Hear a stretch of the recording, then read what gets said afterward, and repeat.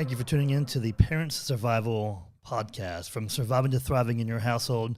My name is Sonia Schwalen. With me, I have my beautiful bride, Dr. Sonia Schwalen, pediatric psychology expert and also nationally certified school psychologist. Today's episode is going to be what we call a checkup from the neck up. What does that mean? What is a checkup from the neck up? Well, I think, honestly, we need to talk about kind of how we were brainstorming this episode and what we were going to talk about, because it really led us into that little catchphrase. Let's go, let's encourage people to get a checkup from the neck up. There you go. Well, when we were talking, I really wanted us to touch base on all the things that we're seeing with kids today. We're seeing depression, skyrocketing, anxiety, suicidal ideation is through the roof.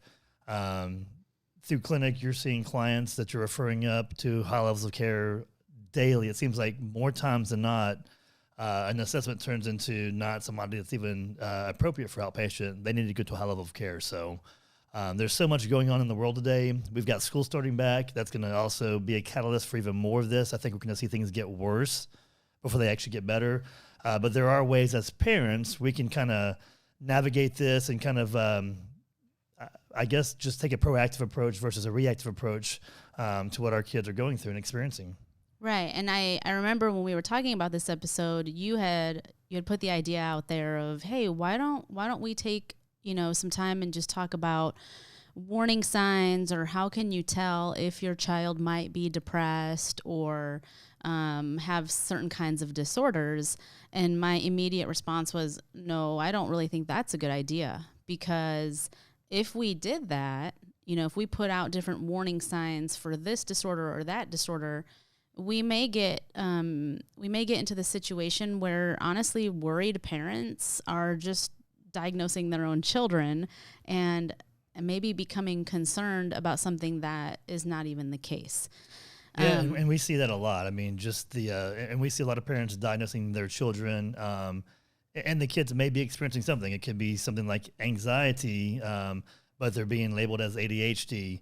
It's kind of like, going to WebMD, and I have this, as Lee would say, I've got my pinky toe swollen up and it's hurting, and all of a sudden I've got cancer, from the WebMD, website and whatnot. Which is really accurate. We see teachers do this a lot as well, where they're diagnosing students and saying, well, your kid has this. And we even see a lot. I don't know that they're even saying your kid has this. They're real subtle about it. I mean, I used to work in the schools. I've seen some of that stuff happen where teachers might say, hey, have you ever thought about putting your child on medication? Or, maybe you should go talk to the pediatrician because we're noticing some things about how they're functioning in the classroom. And that actually leads me to the whole conversation that parents tend to have with their pediatrician. Most parents are not in constant contact with their pediatrician. Usually parents are annually going to their pediatrician's office for that 1-year checkup for their children. And that may be the extent of the amount of interaction a pediatrician has with a family or with that child. And so often what you just said is we're seeing so many times where maybe a child really has anxiety, but they're being diagnosed with ADHD. We see that happening at the pediatrician's office or at other providers' offices who may only spend, one appointment a year with a client, and that appointment is usually only 30 minutes to an hour long. And all of a sudden, there's all these just consequences for that appointment. Maybe they get a diagnosis or a label. Maybe they're being perceived a certain way now at the schools or by their families, and then it may even lead them down the road of being prescribed medications that they may not need. And I'm not for or against medication. I really believe that multi-layered treatment is the best approach. So, families and individuals who seek out therapy may benefit from medication. I'm not saying that they wouldn't, but I am saying, there is a time and a place for everything, and to make decisions with data to drive that treatment is so important. Yeah, well, let's talk about that a little bit further. So, one thing that we have seen in the clinic is that we have kids coming in with ADHD diagnosis from a pediatrician or a PCP. They're already on medication, and more times than not, and I mean that, more times than not, which means more than 50% of the time, kids end up not even actually having ADHD after they've gone through a proper psychological assessment with one of our very highly trained psychologists. So can you speak to that a little bit? Yeah, I mean, just to emphasize, the more times than not, I honestly would say that, out of 10 ADHD assessments that I do, so that's the parent calling in saying that maybe they had a diagnosis from the maybe the teacher's wanting to know if they have ADHD, or a pediatrician is, wanting more information, or the parents themselves are calling in and they believe their child has an attention deficit. It's usually maybe out of 10 assessments that I do with that referral question, that really only about 2 of them end up having ADHD. That's phenomenal.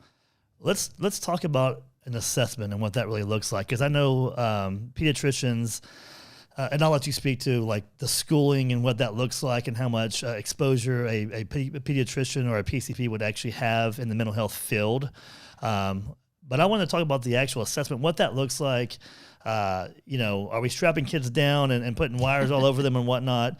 I know that pediatricians actually, they may do a screener question. I mean, there's screeners you can find on the internet, even as parents, and you can give a quick screener to your kids and get the answers. And there's, scoring tools online as well. And my kid now has ODD or this or that and whatnot, right? So what does an actual assessment look like? Whether it's for a kid or an adult, what does it look like?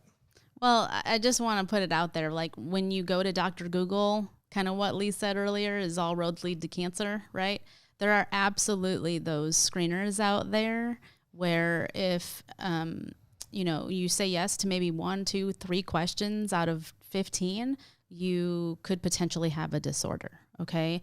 And so it is so important that parents are not out there trying to diagnose their child or getting overly concerned about, certain symptoms they're seeing in their child and thinking, oh my goodness, it's this, I just know it. Okay.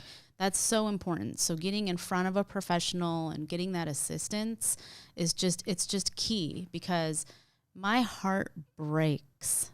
And I can't tell you how often I've seen this happen. When a child is pathologized and labeled incorrectly, and then they're set up, at school and for years to come to be treated differently or underestimated because they have a certain label. Okay. That may not even be accurate. Right. And that is one of my biggest, I can get on a soapbox for it forever.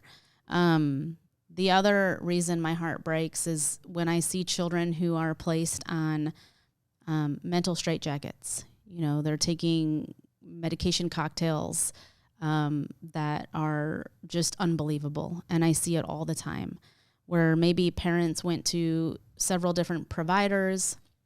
Those providers aren't communicating. The medicines were prescribed, and children who are still developing, they're still young, they still have room to grow, are being put on these chemical straitjackets, sometimes when it's not even indicated. And it worries me.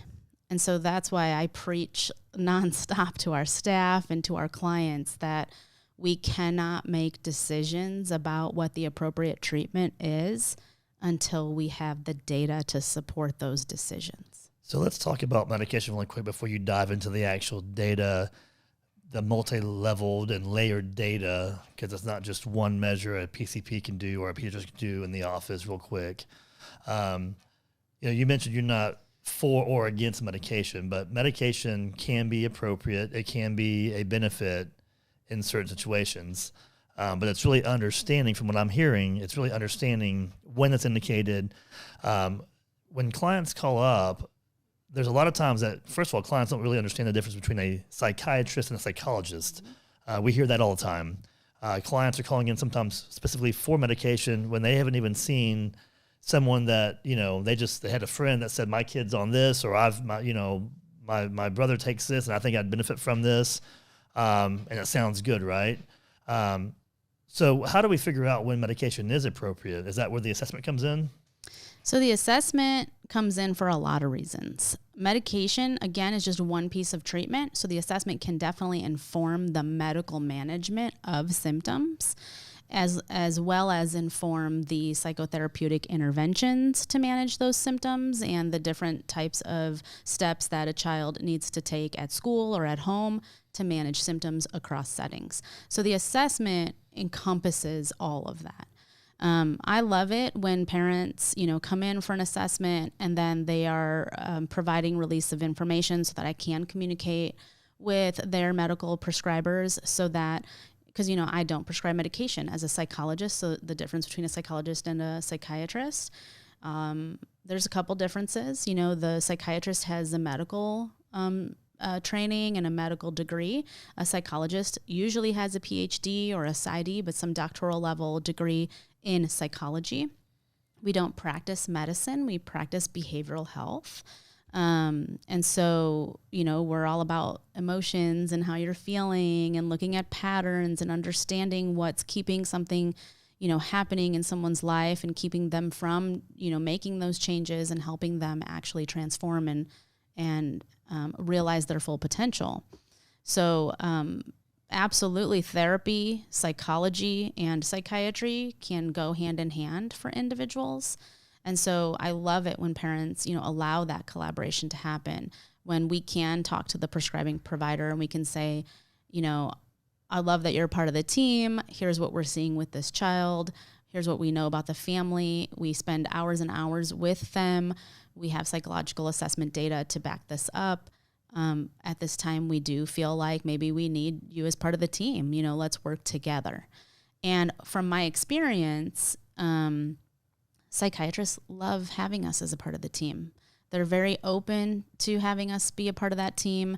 They love that we have, full assessment data to give to them and share with them. It's just a much more collaborative approach. And it, it really does take a village, especially when we're talking about kids.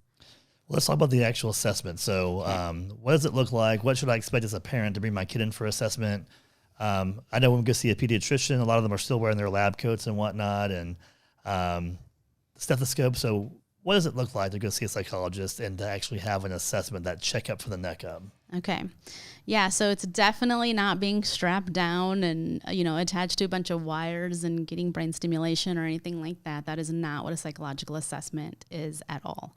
I'm glad you said that because I think a lot of people envision that. Like the first thing that goes through their head is, what's going to happen to me that day. So really just, to give people an idea of what to expect, an assessment, you'll get to the office, you'll check in at the front desk, you might have a seat in the waiting room, just like at any other office. And then the psychologist will come out to get you. Usually in a child assessment, they want to meet with the parents in addition to meeting with the child. And then depending on the age of the child, they may also ask the parents to leave the room so they can speak to the child alone.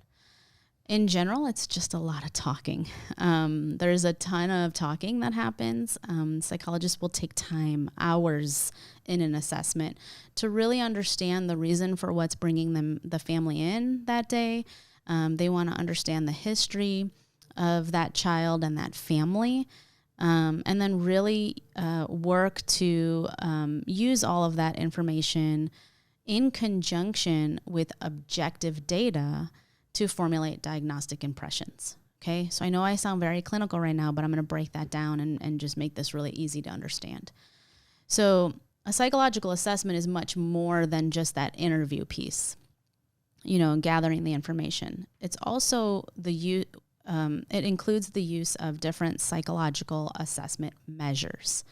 And what that means is it's just a form that you're going to be asked to fill out, okay? And you may be asked to fill out several of these forms. These big questionnaires, basically. Yeah, some are long, some are short, but they're just questionnaires.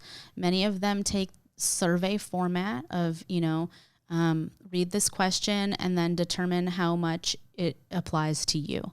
So you might be answering never, often, sometimes, always as the responses. It's multiple choice, and you just go down and you answer.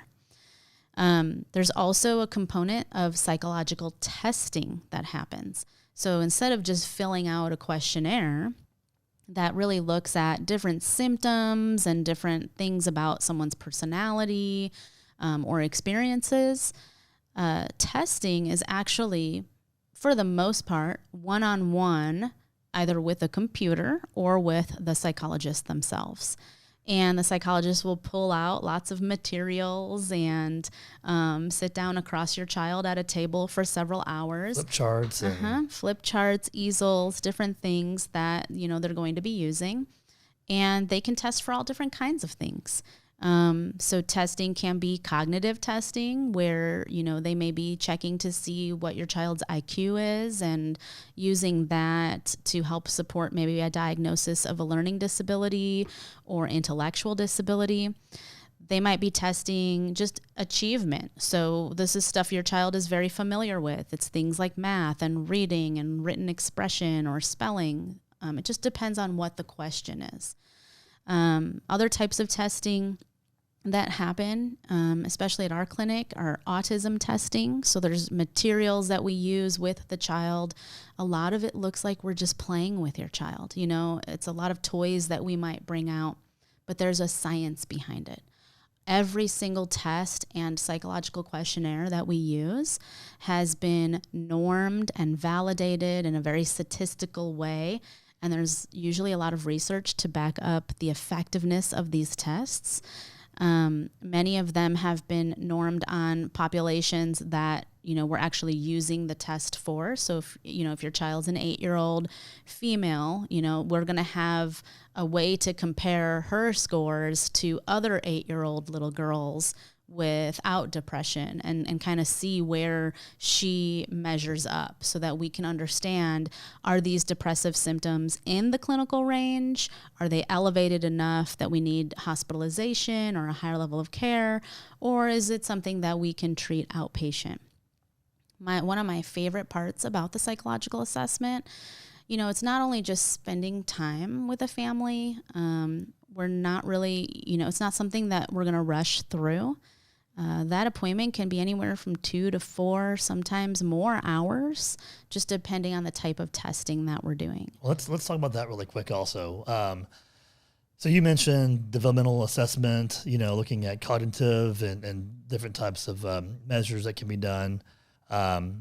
So as a parent, if I have kids that, we talk about the checkup from the neck up. So when we go to a doctor's office for an annual checkup, we may be there for an hour and a half to 2 hours because we're probably half that time, if not more, is waiting in the waiting room, which you don't have that at our clinic, but that's pretty normal at a doctor's office.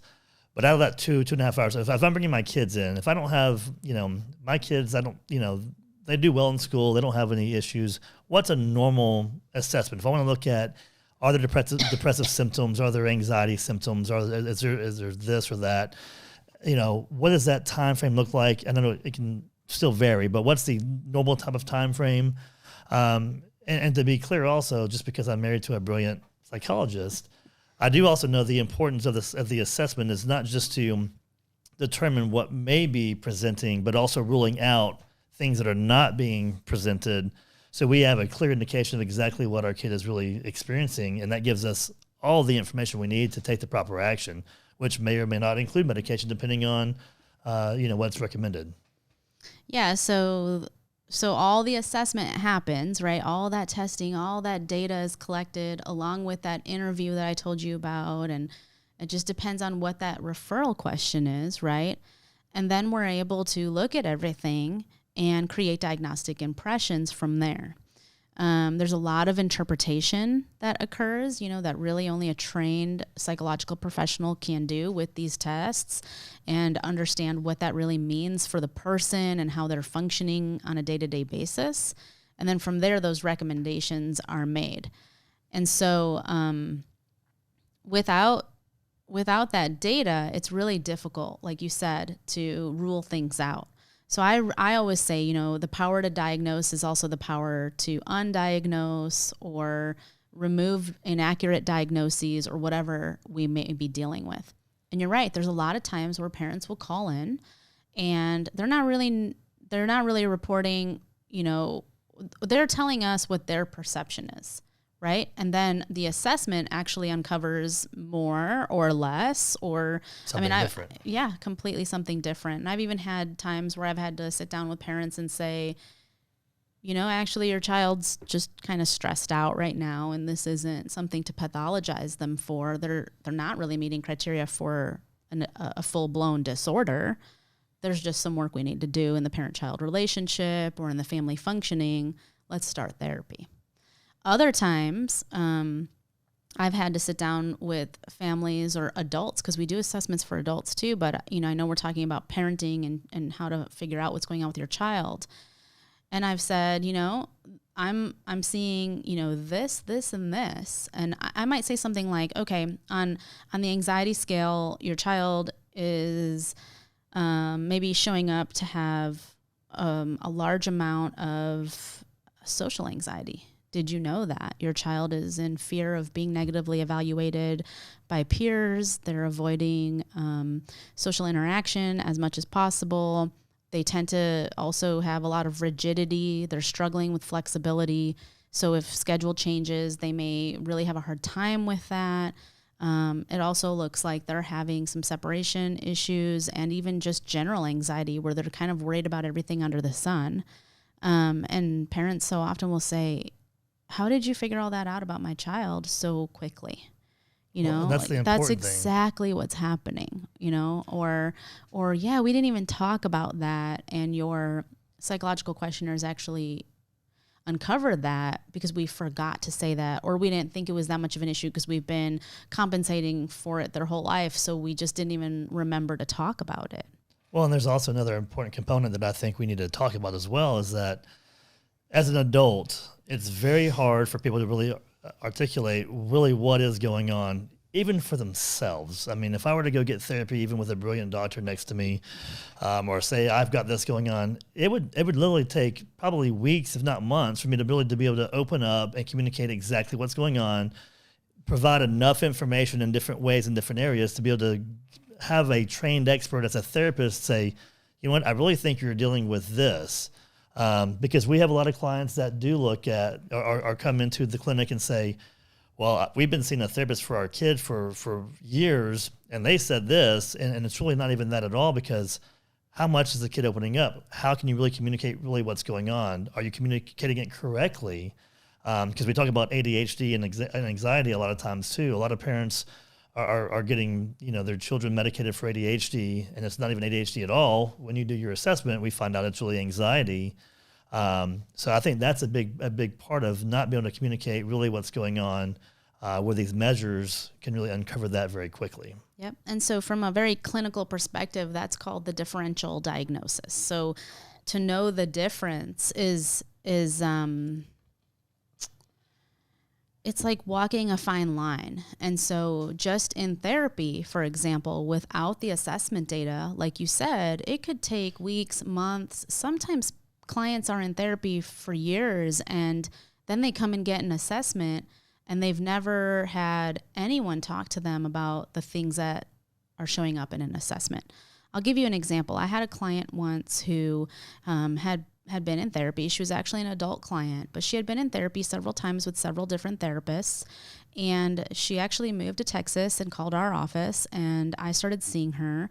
And she told me, I've had several therapists, and I tend to only last with them just a few months at a time, because over and over, I just feel like we're getting nowhere.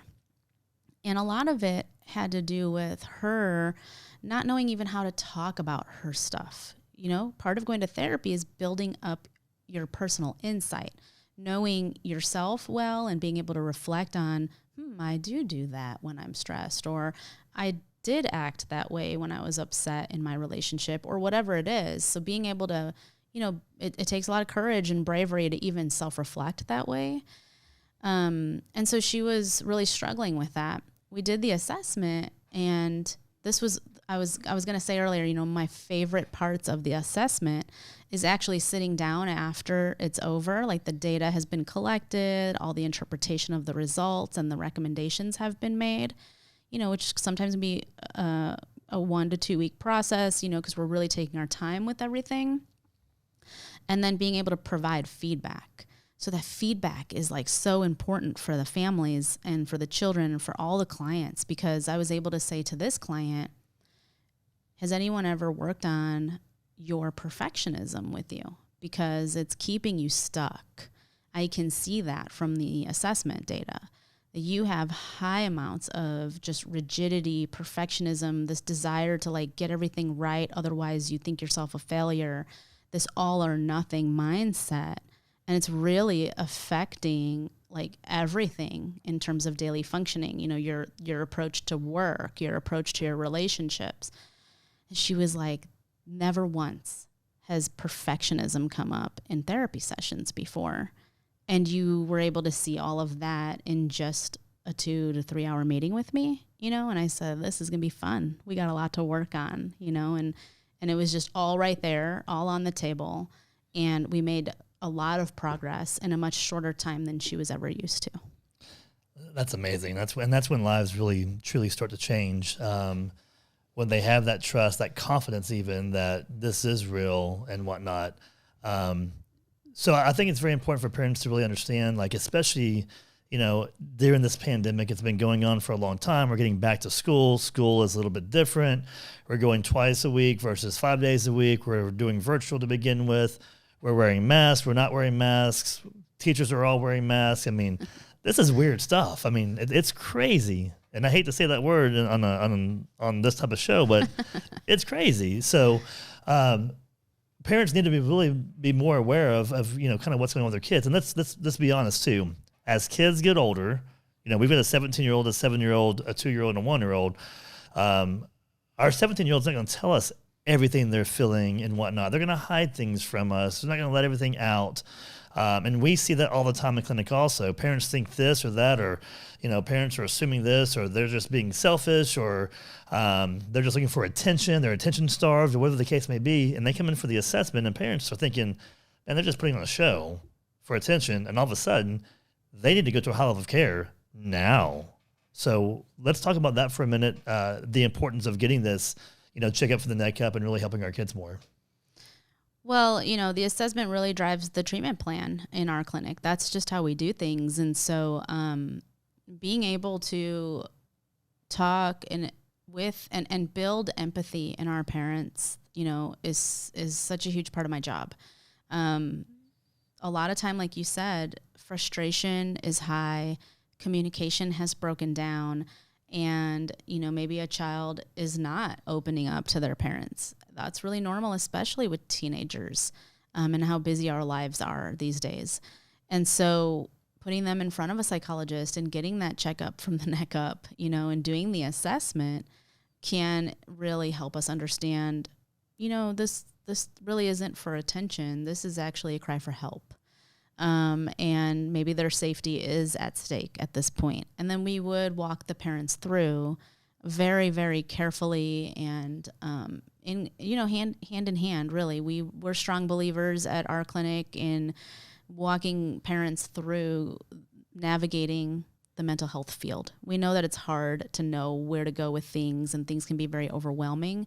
So we will literally call, you know, the place that we're referring to on speakerphone with the parent in the room and say, hey, let's all talk together. They came here. I'm thinking it's not a good fit right now because things are more serious than what we can cover in outpatient.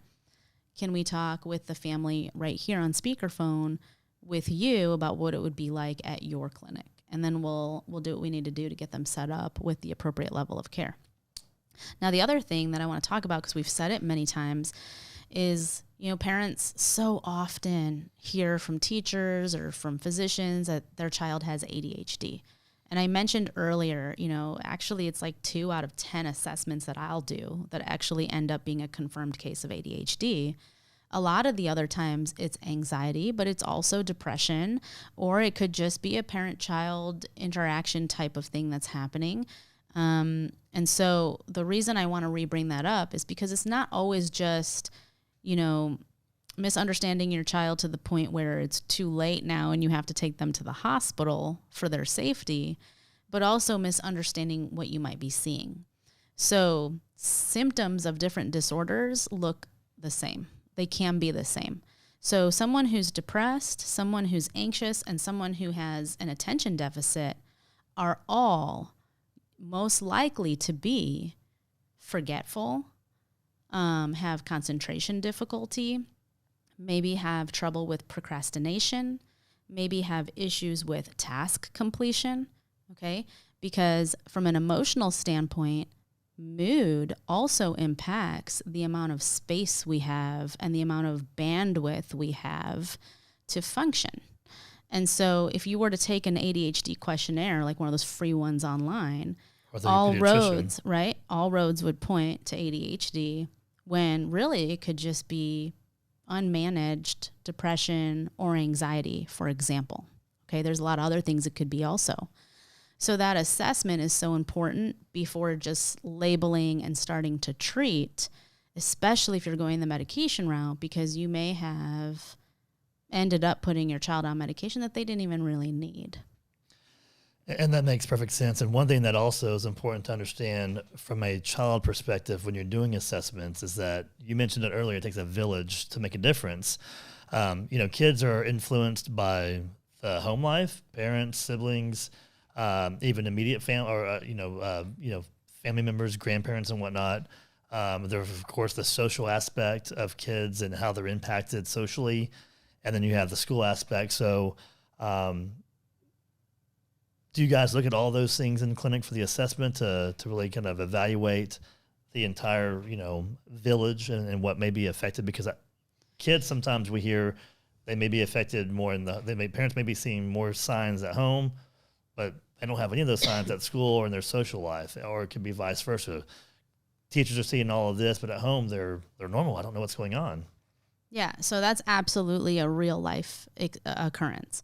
And so a part of that assessment is we take a very wraparound approach as child psychologists. We're trained in doing that where we might have the child fill out certain questionnaires for us. The parent's going to do the same thing about that child's social, emotional, behavioral presentation at home. And then we're going to ask for teacher information so we can get the teachers involved. And so we're able to send these types of questionnaires to teachers as well, so we can get a picture of what it's like in the classroom. Some of us even like to invite ourselves over and go to the schools. Can we be a part of, the Section 504 or the ARD meetings, which is a whole nother conversation later on a different episode of podcast. Or can we even come into the classroom and do an observation or whatever it may be? And so if we feel like we need that level of understanding, there are psychologists that will go that extra level and do that. But we absolutely want that wraparound approach. Yeah, that's good to know. So I really want to drive home the importance of the checkup for the neck up, because if I would have known this years ago, then I would have been more proactive as a dad. We go to the medical doctor, and that's important. We have to make sure all of our kids have all their shots. They can't even go to school without their shots, right? So we have to make sure that all these things are done medically. But how important is it mentally? I mean, our mental well-being affects our physical and medical well-being all the time, hands down, right? I mean, so mental health is just as important as medical health. And you can even build a case in some ways that mental health can actually be more important in some ways, because mental health does affect medical health. So if your mental health's not good, it can affect you medically, right? And we see that also in clinics. So I think it's important really for parents to understand, especially in today's age with social media, with access to the internet. Most of our kids know how to maneuver apps and websites way better than we can ever do. We can have those apps that kind of screen things and whatnot. And I don't want to get too much involved with social media and whatnot, but we see kids as young. In fact, there's research that shows that most kids, the average age kids, actually are exposed to pornography, as an example, is as early as age 7, based on research. Mm-hmm. That is mind-boggling to me. And so there's also all kinds of research on sexting and what age that starts, which is like early, like middle school years. And are our kids really telling us this? Are they going to come home and say, well, Johnny said this to me via text or what? A lot of times the answer is no, because they are scared. They don't want the social intervention and whatnot. Is that kind of stuff, is that something that we also can see through an assessment, like that annual checkup for the neck up type of thing? Yeah, I mean, a lot of that stuff is discussed in an assessment. So, but that, that's that moment where we might ask the parents to leave, and then we'll check in with kids. So we're very, very careful about how we do that. We're very sensitive to, just how different it is for a child to even have a conversation like that with an adult. But we do check in on, hey, how are things going with your friends? Are you in any romantic relationships? Are you feeling any pressure from your peers to do things that maybe you're not comfortable with? There are ways that we can open up that conversation with our clients. A lot of the time we tell, not a lot of the time, every single time we tell the families and the children, like everything we talk about is confidential. In the case of a psychological assessment, I'm going to tell a kid right away, everything that we talk about is actually going to be written up. And if your parents want to see this report, they're going to be able to see everything you told me. But we can talk about certain things. And I have actually found with just being so upfront about things, kids still tell me everything. Much more. Yeah. And then we're actually able to do a lot with that in the family sessions and in the work going forward. Well, and I think, kids feel protected still in that sense. And I think if we're really being honest as well, I think our kids really want us to know. They just don't know how to tell us because dad's going to freak out, mom's going to cry, and what are we going to do? I mean, because that's how they know us. They see everything. And not only that, but sometimes we're just too busy for our kids. We talked about in our last episode, really talking about the parents and self-care and all that stuff. We are too busy as parents sometimes to really notice things or understand, and we don't see anything or notice anything or realize anything until it has hit the fan, and now things are really bad and whatnot. So, yeah, and so that checkup from the neck up, being proactive, calling the offices of NextSTEPS or any professional in your area, and just getting some insight from a data perspective can be so helpful in being proactive and not being reactive. Absolutely. Well, we appreciate everyone joining in today for the episode, The Parents Survival Kit from Surviving to Thriving. Check up for the neck up. You got to get it done. It's important. So go out there and make it happen. If you do have questions, you can reach out to us directly, even for a consult. Again, we look forward to seeing you next week. Y'all have a great day.